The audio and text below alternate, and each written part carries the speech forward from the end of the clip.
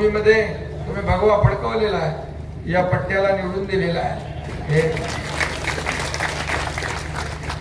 आपला शरद सोनावणे म्हणजे शरद सोनावणे ये अपना शेर है, सवा शेर है। वो डरने वाला नहीं, लड़ने वाला है और लड़के जितने वाला है। आणि म्हणून त्याच्या मागे तुम्ही उभे राहिला, तुम्ही त्यांना आमदार केलं, आज ते काम करताय। मी इथून आलो, मला सगळे कामं दाखवत होते, कॉन्क्रीटचे रस्ते केलेत, शिवाजी महाराजांचा पुतळा केलाय, काय काय केलंय,